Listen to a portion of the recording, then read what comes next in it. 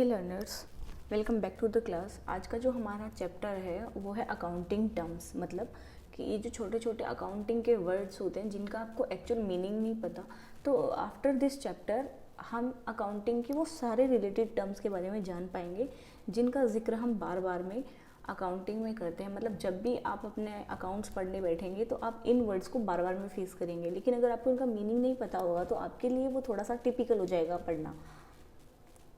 तो देखिए, सबसे पहले वर्ड आता है कि अकाउंटिंग। दैट अकाउंटिंग क्या है? तो अकाउंटिंग क्या है? एक प्रोसेस है। कौन सी प्रोसेस है? जिसके अंदर आप क्या करते हैं, फाइनेंशियल ट्रांजेक्शंस को क्या करते हैं, रिकॉर्ड करते हैं। मतलब सारे फाइनेंशियल ट्रांजेक्शंस को उठा के लेके आ जाते हैं और रिकॉर्ड कर देते हैं। तो फाइनेंशियल ट्रांजेक्शन कौन से होते हैं? ये एक हम कह सकते हैं कि इकोनॉमिक ट्रांजेक्शन्स या मॉनेटरी ट्रांजेक्शन। मतलब वो सारे ट्रांजेक्शन्स जो आपके बिजनेस से रिलेट करते हैं, आपके बिजनेस से रिलेट करते हैं, एंड उन्हें आप मॉनेटरी फॉर्म में लिख सकते हो, मतलब मनी की फॉर्म में लिख सकते हो। तो वो क्या होते हैं? फाइनेंशियल ट्रांजेक्शन्स होते हैं, मॉनेटरी ट्रांजेक्शन्स होते हैं। अब देखें, जैसे कि आपने कहा कि राम को हमने अपॉइंट किया है और उसकी सैलरी 5000 है, तो आप इसको मॉनेटरी टर्म्स में लिख सकते हैं कि राम की सैलरी 5000 है तो सैलरी 5000 हो गई, ठीक है। लेकिन अगर हम कहें कि Ram is a good boy, तो आप ये आपके बिजनेस से रिलेट तो कर रहा है, लेकिन आप इसे मॉनेटरी फॉर्म में नहीं लिख सकते हैं। तो जिन ट्रांजेक्शन्स को आप मॉनेटरी फॉर्म में नहीं लिख सकते हैं वो अकाउंटिंग के अंदर रिकॉर्ड नहीं होंगे। तो ये क्या है? अकाउंटिंग क्या है? एक प्रोसेस है रिकॉर्ड करने की फाइनेंशियल ट्रांजेक्शन्स को, जिसका प्रोसेस क्या है कि दिस प्रोसेस इंक्लूड समराइजिंग। सबसे पहले आप डाटा को समराइज करेंगे, मतलब एक जगह लिख लेंगे, फिर एनालाइज करेंगे कि उसे क्या रिकॉर्ड निकला, and then reporting this transaction to it user. और उसके बाद में उस ट्रांजेक्शन्स को किसे दे देंगे? उस रिपोर्ट को बना के किसे दे देंगे? उसके यूज़र्स को। तो अकाउंटिंग के यूज़र्स कौन हो सकते हैं? आपका पूरा मैनेजमेंट वो अकाउंटिंग का यूज़र है, क्योंकि अकाउंटिंग पे डिटेल्स को देख के ही मैनेजमेंट डिसीजन ले सकता है कि हमें कितना प्रॉफिट हुआ है, कितना लॉस हुआ है, किस अकॉर्डिंग से हमें स्ट्रेटजीज रेडी रखनी चाहिए। ये सब क्या है? मैनेजमेंट को चाहिए। किससे? अकाउंटिंग से। तो अकाउंटिंग अपने वो ट्रांजेक्शन्स उठा के किसे दे देगा? मैनेजमेंट को दे देगा। वो शेयर होल्डर्स को सारी रिपोर्ट चाहिए होती, क्योंकि उन्होंने अपना पैसा इन्वेस्ट आपके बिजनेस के अंदर किया हुआ है, और गवर्नमेंट है, उन्हें टैक्स लेना है। तो ये सब क्या है? आपके अकाउंटिंग के यूज़र्स हैं आपके बिजनेस के। तो ये जो मैनेजमेंट है उसको आप बोलोगे इंटरनल यूज़र, क्योंकि वो आपके बिजनेस के अंदर से है। Share holder is also internal users. लेकिन अगर हम कहें कि कोई बाकी इन्वेस्टर हैं या जिन्होंने अभी तक इन्वेस्ट नहीं किया है या गवर्नमेंट है, तो वो क्या है? एक्सटर्नल यूज़र है आपके अकाउंटिंग के। तो अगर हम चार्ट से इसको समझते हैं तो देखो क्या समझा रहा है, that accounting is the process. ये एक प्रोसेस है। किसकी प्रोसेस है? ऑफ रिकॉर्डिंग करना, फिर उनको समराइज करना, एंड एनालाइज, फिर उसको डाटा को एनालाइज करेंगे, मतलब एक फाइनल रिपोर्ट रेडी करेंगे the monetary transaction, definitely monetary transactions का, and then report to its user. और उसके बाद में उसे यूज़र्स को दे देंगे। इसे हम क्या कहते हैं?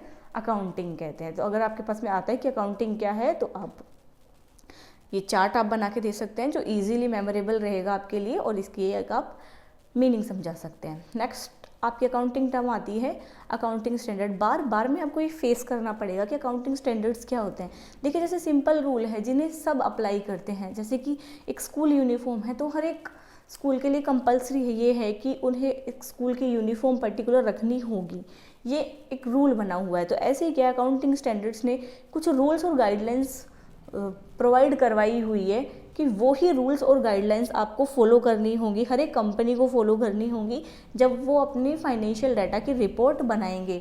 तो उसी वे में आपको वो डिटेल बनानी पड़ेगी। वो जो फाइनेंशियल रिपोर्ट आप बना रहे हो वो उसी वे में और उसी गाइडलाइंस को ध्यान में रखते हुए बनानी है जो प्रोवाइड करवाई है किसने? Institute of chartered accounting of India. India के अंदर ये स्टैंडर्ड्स किसने इशू किए हैं? Institute of chartered accounting of India. इस इंस्टीट्यूशन ने कुछ रूल्स और गाइडलाइंस प्रोवाइड करवाई है, उन्हीं के बेस पे आपको अपनी फाइनेंशियल रिपोर्ट रेडी करनी होती है। इसका एक फ़ायदा ये भी है कि अगर आपने इन फ्यूचर अगर किसी के लिए या आपको खुद को कंपेयर करना है किसी दूसरी कंपनी से, तो यहाँ पे ये फिक्स है कि दोनों कंपनी ने क्या है? सेम ही मेथड से अपनी रिपोर्ट बनाई थी, तो आप इजीली कंपेयर कर सकते हैं, ठीक है। लेकिन अगर सबके मेथड्स अलग अलग हो जाएंगे तो कंपैरिजन के लिए वो आपके लिए एक डिफ़िकल्टी यहाँ पे आ जाएगी कि आप कैसे कंपेयर करें। तो ये एक अकाउंटिंग स्टैंडर्ड्स होते हैं कि कुछ रूल्स गाइडलाइंस है जिन्हें कंपनीज़ को फॉलो करना है। ये देखें, रूल्स एंड गाइडलाइंस है, must follow by the companies, company को फॉलो करना चाहिए। वाइल मेकिंग फाइनेंशियल डाटा, जब वो अपने फाइनेंशियल डाटाज बनाती है। Provided by institute of chartered accounting of India, India में किसने इन्हें प्रोवाइड करवाया है? Chartered accounting of India. Third आपकी टर्म आती है असेट्स। तो असेट्स क्या होता है? देखिए ये क्या है, एक इकोनॉमिक रिसोर्स है। ओके, इकोनॉमिक रिसोर्स मतलब एक ऐसा रिसोर्स है जो आपने परचेज़ किया है, वो आपने लॉन्ग टर्म तक आप उसे यूज़ में लेंगे और उसकी वजह से आपको प्रॉफिट होगा, उसकी वजह से आपको सेल ज़्यादा होगी, या फिर हो सकता है कि वो ही मैन्युफैक्चर करता हो। लाइक आपने कोई मशीन परचेज़ की, उस मशीन से ही आपका प्रोडक्शन हो रहा है, तो वो मशीन क्या है आपके लिए? असेट्स है, क्योंकि उसकी एक टेंजिबल थिंग, ऑब्जेक्ट है मशीन, आपको दिखाई दे रही है और उसकी एक इकोनॉमिक वैल्यू भी है, तो उसे हम क्या बोलेंगे? असेट्स बोलेंगे। देखो, an economic resource that is expected to be benefit in the future, एक ऐसा इकोनॉमिक रिसोर्स जिससे हम फ्यूचर में बेनिफिट की उम्मीद करें, वो क्या है? असेट्स हैं। तो एनी टेंजिबल और इनटेंजिबल ऑब्जेक्ट, कोई भी ऐसा दिखने वाला या नहीं दिखने वाला ऑब्जेक्ट जिसकी क्या है? कुछ इकोनॉमिक वैल्यू है और वो यूजफुल भी है किसके लिए? ऑनर के लिए, तो इसे हम क्या बोलेंगे? असेट्स बोलेंगे। देखें, असेट क्या है? एन इकोनॉमिक टेंजिबल और इनटेंजिबल ऑब्जेक्ट, ऐसा एक टेंजिबल या इनटेंजिबल ऑब्जेक्ट जिसकी क्या है? इकोनॉमिक वैल्यू है और to be beneficial to the owner in the future, और फ्यूचर में वो ऑनर के लिए क्या होगा? बेनिफिशियल होगा। तो इस ऑब्जेक्ट को हम क्या बोलेंगे? असेट्स बोलेंगे। अब देखें आप, असेट्स भी दो टाइप की होती हैं। असेट्स दो टाइप की मतलब कुछ असेट्स ऐसी होती हैं, देखिए, जो कि ऑलरेडी कैश है आपके पास में, तो कैश आपका क्या है? ऑलरेडी कैश है, लिक्विड फॉर्म में है, और वो आपकी असेट्स भी है, क्योंकि वो इन फ्यूचर कैश से तो लिक्विड कुछ हो नहीं सकता। फर्स्ट तो लिक्विड अगर हम कुछ कहते हैं तो वो क्या है? असेट्स। लिक्विड असेट्स में सबसे फर्स्ट नंबर पे हम किसी के कहते हैं तो वो क्या है? कैश ही है। तो कुछ तो आपके पास में फिक्स है पैसा आपका, कुछ तो ब्लॉक हो गया और कुछ आपके पास में लिक्विड फॉर्म में है। तो जो पैसा आपका ब्लॉक हो गया उसे हम फिक्स एसेट्स कहते हैं, और जो पैसा आपका लिक्विड फॉर्म में है या फिर जल्दी ही लिक्विडिटी में चेंज हो जाएगा उसे हम करंट एसेट्स कहते हैं। अब देखिए फिक्स एसेट्स क्या है? Assets which are can't convert into cash within 1 year, मतलब जिनको आप 1 साल के अंदर अंदर कैश में कन्वर्ट नहीं कर सकते, या फिर वो होती ही नहीं है, उसको कैश में कन्वर्ट होने में टाइम लग जाता है, और बाय फॉर लॉन्ग टर्म, या फिर आपने उसको खरीदा ही किसके लिए था? लॉन्ग टर्म के लिए, तो वो क्या होती है आपकी? Fix assets. लाइक बिल्डिंग है, फर्नीचर है, मशीन है, प्लांट है, लैंड है, ये सब क्या है? आपकी फिक्स एसेट्स हैं। क्योंकि जैसे मशीन है, फर्नीचर, ये क्या है? विद इन 1 ईयर कैश में कन्वर्ट नहीं होती हैं, ये लॉन्ग टर्म तक चलती हैं। जबकि करंट असेट्स क्या है? Assets either are in liquid form, या तो ऑलरेडी वो लिक्विड फॉर्म में ही है, और can be convert into liquid with in 1 year, और या फिर आप 1 साल के अंदर अंदर उन्हें क्या कर सकते हैं? लिक्विड के अंदर कन्वर्ट कर सकते हैं। लाइक कैश है, आपने कैश, आपका कैश है ऑलरेडी लिक्विड है, बैंक है आपका ऑलरेडी लिक्विड है, शॉर्ट टर्म इन्वेस्टमेंट है, मतलब आपने विद इन 1 साल के लिए कहीं पे इन्वेस्ट किया था, 1 साल के बाद में पेमेंट आ जाएगी, या फिर स्टॉक है तो वो बेचते जाओगे और कैश में कन्वर्ट होता जाएगा, तो वो क्या होती है? आपकी करंट एसेट्स होती है। देखिए चार्ट में आप देखेंगे कि फिक्स एसेट्स क्या है? Assets which can't be converted into cash, जिनको आप कैश में कन्वर्ट जल्दी से नहीं कर सकते हैं विद इन 1 ईयर, 1 साल के अंदर तो एटलीस्ट नहीं कर सकते हैं, and has long term uses, और उसके यूजेस भी क्या हैं? लॉन्ग टर्म है। जबकि करंट असेट्स क्या है? Current assets which can be converted into cash, जिनको आप कैश में कन्वर्ट कर सकते हैं विद इन 1 ईयर, 1 साल के अंदर अंदर, एंड हैज़ लिक्विडिटी फॉर्म, और उसकी क्या होती है? लिक्विडिटी फॉर्म होती है। तो जैसे असेट्स हैं आपकी, वैसे ही क्या है? लाइबिलिटी है। ये एक ही सिक्के के दो पहलू हैं। एक असेट्स है मतलब अपना पैसा है, एक लाइबिलिटी जो है तो हम ये हमारे पास में, लेकिन उसकी पेमेंट आपने करनी पड़ेगी। ओके, ये क्या है? लाइबिलिटी है। तो देखिए डेब्ट और बोरो मनी, मतलब बोरो मनी मतलब आपने उधार लिया हुआ है किसी से, और ऑब्लिगेशंस मतलब आपकी कुछ ऑब्लिगेशंस है, ड्यूटीज़ हैं, on by one entity to another entity, जो कि आपने रखी हुई है, मतलब आपको पेमेंट करनी है एक एंटिटी को दूसरी एंटिटी को, मतलब मुझे पेमेंट करनी है किसी दूसरी एंटिटी को, पेबल इन मनी, उनको चाहे आप पेमेंट मनी में करो, चाहे आप मनी के बदले गुड्स प्रोवाइड करवा दो, या फिर आपके अगर एजेंसी सर्विस प्रोवाइड करवाती है तो सर्विस प्रोवाइड करवा दो, लेकिन उस लाइबिलिटी, उस बोरो मनी के बदले में आपको कुछ ना कुछ चीज़ उसे देनी होगी। वो क्या होती है? आपकी लाइबिलिटी है, मतलब आपकी ऑब्लिगेशन है कि आपने ये पेमेंट करनी ही है। देखिए बोरो मनी और डेप्ट, कोई बोरो मनी है और डेप्ट है, ओन बाय वन एंटिटी, एक एंटिटी की है, टू अनदर एंटिटी, जो दूसरी एंटिटी को पेमेंट करनी पड़ेगी, पेबल इन मनी, चाहे आप उसकी पेमेंट मनी में करो, गुड्स में करो या सर्विस में करो। तो ये सब चीज़ें क्या है, लाइबिलिटी है। जैसे कि मानो आपने बैंक से लोन ले लिया, ठीक है, एक टाइम के बाद में आपको पेमेंट इसकी करनी है, तो बैंक लोन आपका क्या हो गया है, लाइबिलिटी हो गई है। और जैसे आपके क्रेडिटर्स हैं, जो कि हम आगे समझेंगे क्रेडिटर्स क्या होता है। तो मतलब जैसे आपने किसी से उधार ले लिया सामान, तो एक टाइम के बाद में आपको वो पेमेंट उसे करनी पड़ेगी, तो ये सब क्या है, आपकी लाइबिलिटीज़ हैं। अब देखिए लाइबिलिटी भी जैसे कि देखा था ना हमने, असेट्स दो टाइप की थी, वैसे ही आपकी क्या है, लाइबिलिटीज़ भी दो टाइप की है।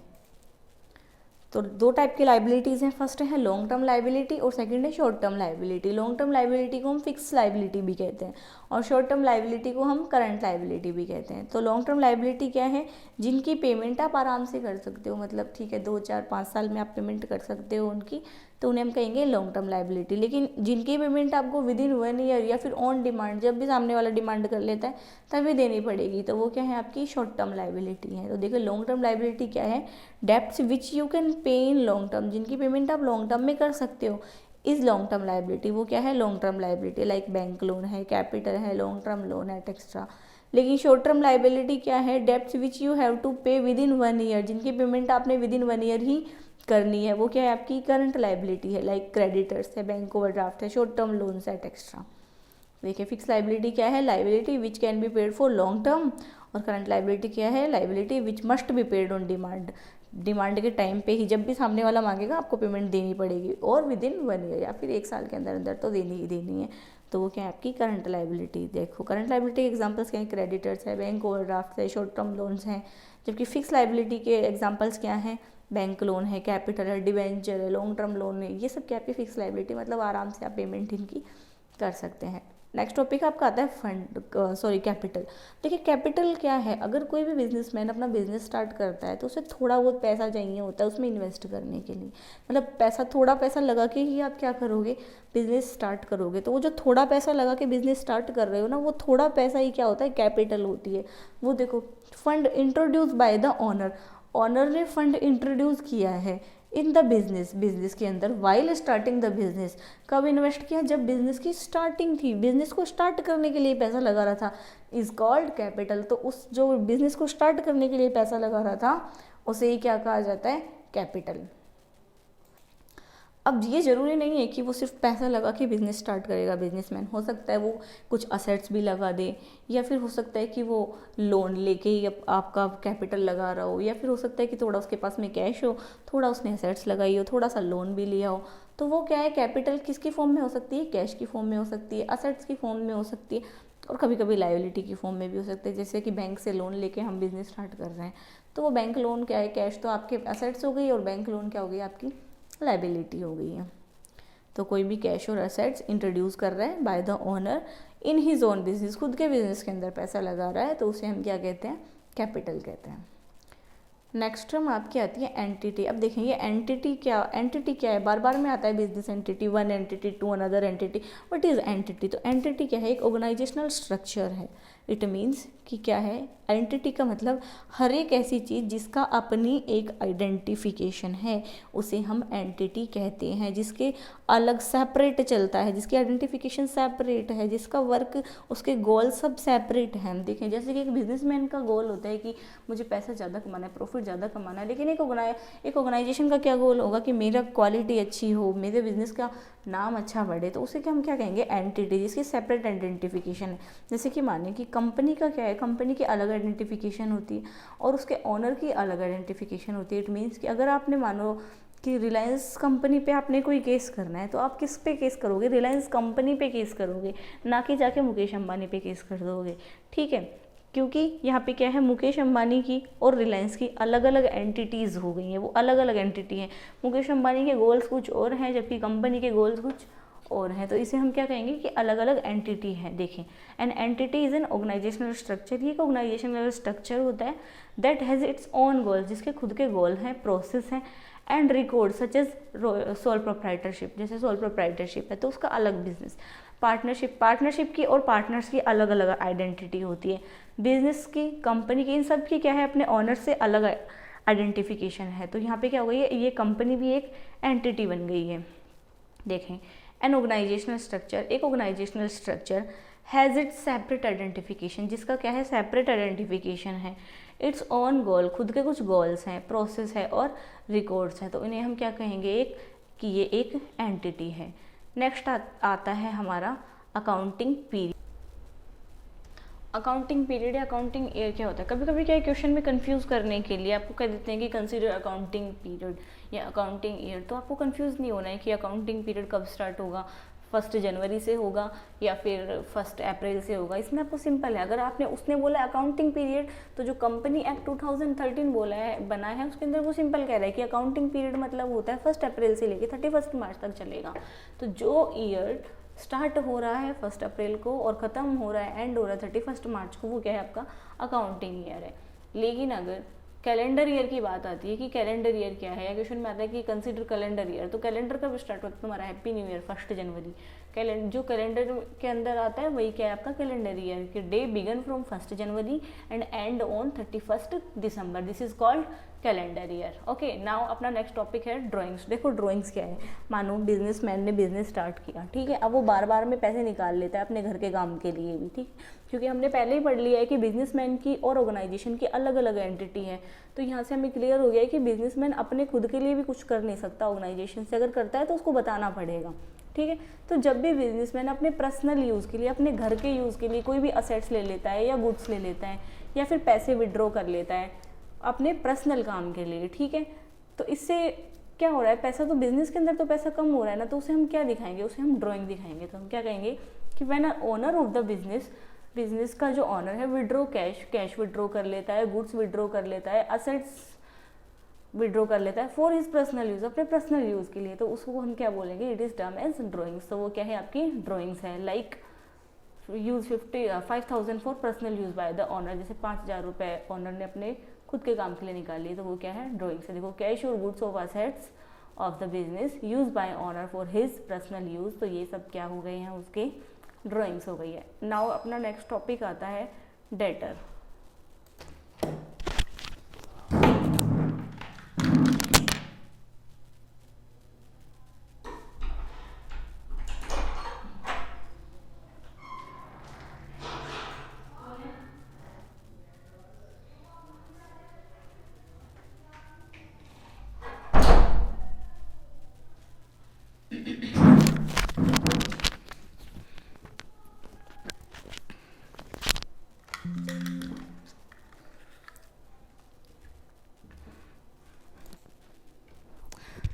डेटर। अब अपना नेक्स्ट टॉपिक है कि डेटर क्या है। तो देखो, डेटर क्या होता है, बिजनेस की असेट्स होती है। असेट्स मतलब कि असेट्स हम क्या है वो देख चुके हैं कि कौन सी असेट्स हो गई है डेटर, करंट असेट्स। देखें, मानो आपकी कंपनी है, कंपनी से किसी ने आपसे कुछ आपकी प्रोडक्ट परचेज़ किया, लेकिन वो इमीडिएटली आपको पेमेंट नहीं कर सकते, आफ्टर सम टाइम वो आपको पेमेंट कर देगा, तो वो पर्सन आपका क्या बन गया है, डेटर बन गया है। तो debtor are the assets of the business. अब ये क्या है, ये वो एंटिटी है, this is debtors are the entity who owes our fund, जिसने हमारा पैसा रखा हुआ है एंड हैव टू पे, और लेकिन उसको पेमेंट करनी पड़ेगी। Like if Ram buy goods from company, Ram जो है कंपनी से गुड्स बाय कर रहा है एंड नॉट पेड इमीडिएटली, और सेम टाइम पे पेमेंट नहीं कर रहा है बट फॉर लेटर, लेकिन बाद में कर देगा। Here Ram is debtor for company, तो यहाँ पे राम क्या बन गया है, कंपनी के लिए डेटर बन गया। जैसे राम ने परचेज किए हैं goods from company and promise to pay later, तो here Ram is debtor for company. उसी की तरह जस्ट आता है क्रेडिटर। जैसे राम आपका क्या था, असेट्स था कि एक टाइम बाद में वो आपको पेमेंट कर देगा, वैसे ही क्रेडिटर क्या है, तुम्हारी लाइबिलिटी है। मतलब कि अगर आपने किसी से गुड्स परचेज़ किए हैं बोरो करके, मतलब कि अभी आप उसे पेमेंट नहीं कर सकते हैं, उधार में आपने कुछ खरीद लिया है, तो जिससे आपने खरीदा है वो आपका क्या बन जाता है, क्रेडिटर बन जाता है। देखो, creditor are the liability of the business, वो लाइबिलिटी क्योंकि एक टाइम के बाद में आपको पेमेंट उसकी करनी पड़ेगी। व्हेन बिजनेस और द मनी, बिजनेस कर रहा है पैसे मनी को ऑफ अदर एंटिटी, किसी दूसरे के, the other entity is called creditor. तो उस जिससे आपने उधार में खरीद लिया है उसे हम क्या बोलेंगे, क्रेडिटर बोलेंगे। देखिए जैसे कंपनी ने परचेज किए हैं गुड्स फ्रॉम अदर एंटिटी, किसी अदर एंटिटी से, and promise to pay letter, और उससे प्रॉमिस कर रहा है कि वो बाद में पेमेंट कर देंगे। ये other entity is creditor for company. तो ये जो अदर एंटिटी है ये कंपनी के लिए क्या बन गई है, क्रेडिटर बन गई है। नेक्स्ट आता है आपका बैड डेब्ट्स। देखिए जैसे आपने डेटर देखा, वैसे ही कुछ लोग ऐसे हैं जिन्होंने प्रॉमिस किया था कि मैं आपको पैसे दे दूंगा, लेकिन अब वो पैसा या तो इनएबेबल है कि वो आपको पेमेंट नहीं कर सकते, या फिर करना ही नहीं चाहते हैं, गायब हो गया, खो गए। तो वो डेटर्स जिनको अभी तक आप असेट्स मान के बैठे थे, अब वो पैसे आपके डूब गए हैं, तो वो हो गए हैं bad debts. Amount which is uncollectible from the customers, वो अमाउंट जो अब आप कस्टमर से कलेक्ट नहीं कर सकते हैं, due to the customer's inability to pay the amount, क्योंकि कस्टमर अब एबल नहीं है आपको पे करने के लिए amount of money taken on credit from the organisation, जो कि उसने ऑर्गेनाइजेशन से क्रेडिट पे ली थी, बोरो की थी, वो पेमेंट अब कस्टमर नहीं कर सकता है, तो उस अमाउंट को आप क्या बोलेंगे, बैड डेब्ट्स बोलेंगे, कि जो डेब्ट से वो बैड हो गए हैं, अब पेमेंट नहीं कर रहे हैं। देखें डेटर्स नॉट पे द अमाउंट, जो डेटर हैं वो पेमेंट नहीं कर रहे हैं for any of the reason, किसी भी रीज़न से, डेटर्स बिकम बैड डेब्ट्स। तो वो डेटर ही क्या बन गए आपके, बैड डेब्ट्स बन गए हैं। नेक्स्ट टर्म आती है आपकी परचेज। अब देखें परचेज क्या है, सिंपल मीनिंग परचेज का क्या होता है कि आपने परचेज किया मीन्स आपने कुछ भी खरीद लिया। लेकिन अगर अकाउंटिंग हम देखें तो अकाउंटिंग में सिंपल परचेज मतलब ये नहीं है कि आपने कुछ खरीदा और परचेज नहीं। अगर आपने देखें कोई असेट्स खरीद ली है तो उसे हम परचेज नहीं बोलेंगे, राइट। बट अगर आपने वो चीज़ें परचेज़ की हैं जिनको आप रीसेल करना चाहते हैं, ताकि आप प्रॉफिट कमा सकें, प्रॉफिट अर्न कर सकें, तो उन्हें आप क्या बोलेंगे, वो गुड्स जो आपने रीसेल करने के लिए परचेज़ किए हैं, खरीदे हैं, या फिर आप उनको मैन्युफैक्चर कर रहे हैं कि आप उन्हें रीसेल कर सकें, तो वो चीज़ें क्या हैं आपकी, वो परचेज़ हैं, ठीक है। थिंग्स आपने बाई की फॉर रीसेल करने के लिए, तो वो क्या हो गई है आपकी, परचेज़ हो गई है। जबकि अगर आपने परचेज़ किया, आपको पसंद नहीं आया, आपने उसको रिटर्न कर दिया, तो इसी को हम क्या बोलेंगे, purchase return. And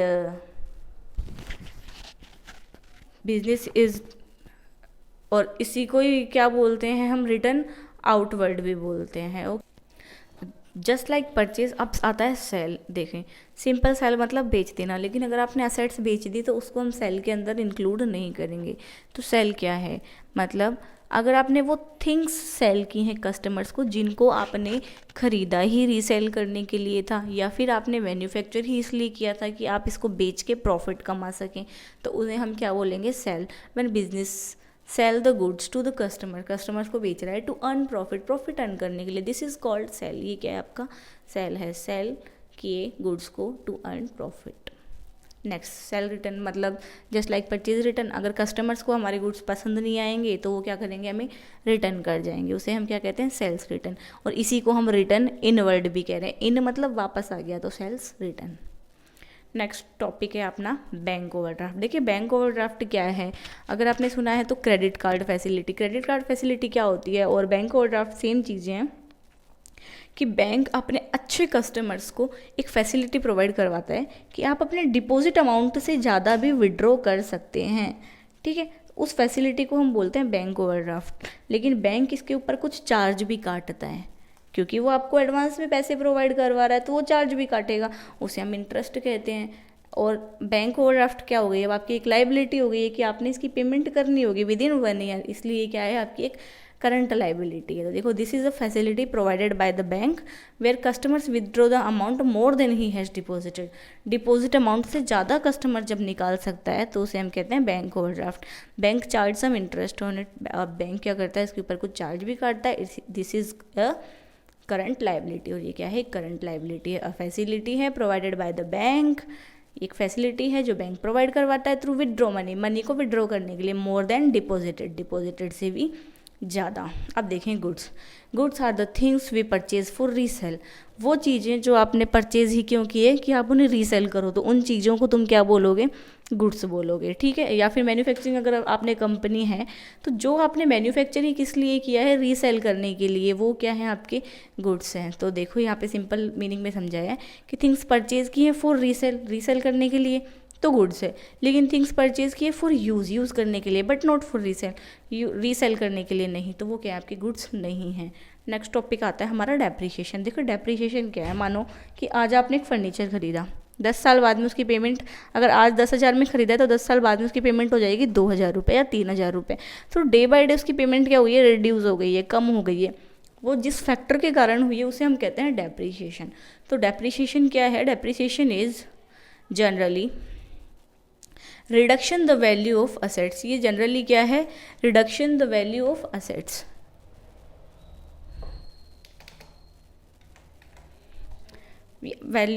fix assets की वैल्यू को डेप्रीशिएशन डिक्रीज करता है। तो देखें depreciation is defined as the reduction in the value of tangible fix assets. वो फिक्स असेट्स जो टेंजिबल हैं, जो दिखती है, और उनकी वैल्यू को अगर कोई फैक्टर कम कर रहा है तो वो डेप्रीशिएशन है। दैट अकर्स ओवर टाइम, वो टाइम टू टाइम लगता रहता है। और द असेट्स गेट ऑल्टर, जैसे असेट्स पुरानी हो गई है या फिर आपने उसको यूज़ कर लिया, वो इतनी यूज़ हो सकती थी, या फिर उसका ट्रेंड ही खत्म हो गया है तो उसकी प्राइस अब कम हो जाएगी।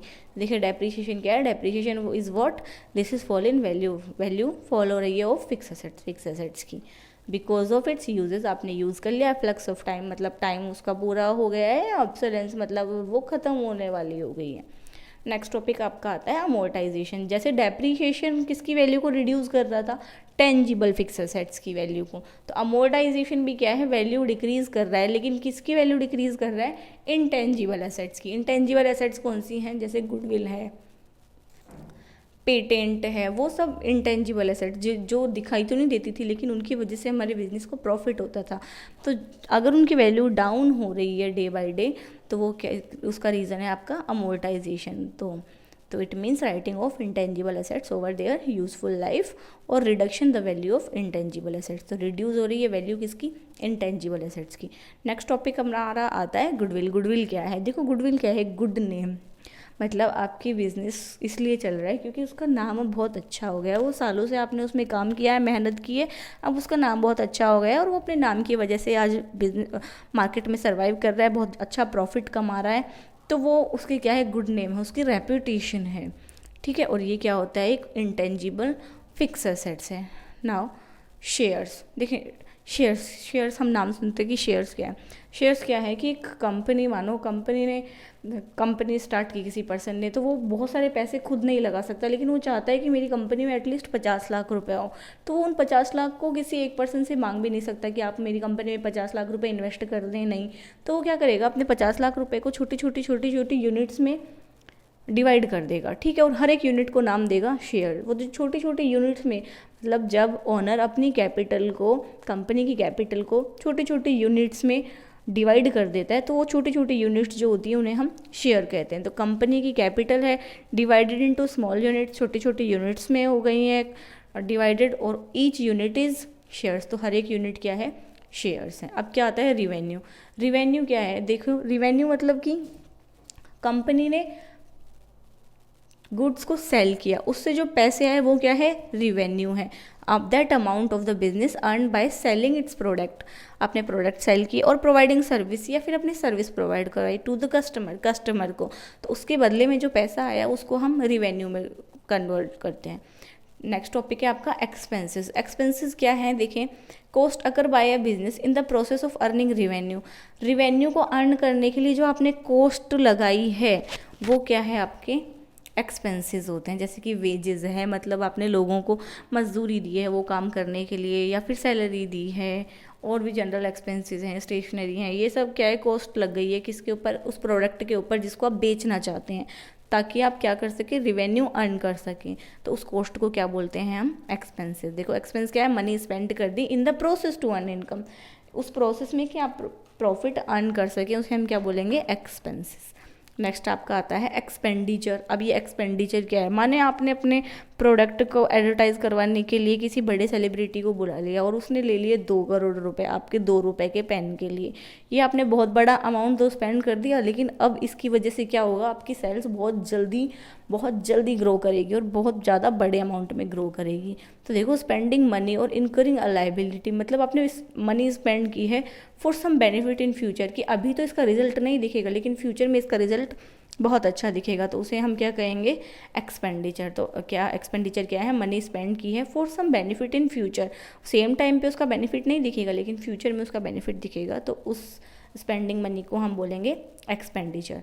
नेक्स्ट आता है आपका प्रॉफिट। प्रॉफिट क्या है, जब revenue more than expenses is profit, मतलब आपकी रिवेन्यू तो है ज़्यादा और आपके एक्सपेंसेस थे कम, तो उन दोनों के बीच का जो डिफरेंस है वो क्या है, प्रॉफिट। मतलब कि आपने कमाए तो 50 हैं और लगाए थे 10 रुपये, तो वो 40 रुपये का जो डिफरेंस है वो है प्रॉफिट। व्हेन रिवेन्यू तो होती है हाई एंड एक्सपेंसेस होते हैं लो, तो वो कंडीशन किसकी है, आपकी प्रॉफिट की है। नेक्स्ट आता है आपका वाउचर। देखिए वाउचर क्या है, एक एविडेंस है कि आपने परचेज किया है हमारी फर्म से कुछ, तो the documentary evidence in support of a transaction is known as voucher. एक ट्रांजेक्शन के सपोर्ट के लिए जो डॉक्यूमेंट होता है उसे हम वाउचर कहते हैं, लाइक कैश में, मोबाइल एट एक्स्ट्रा।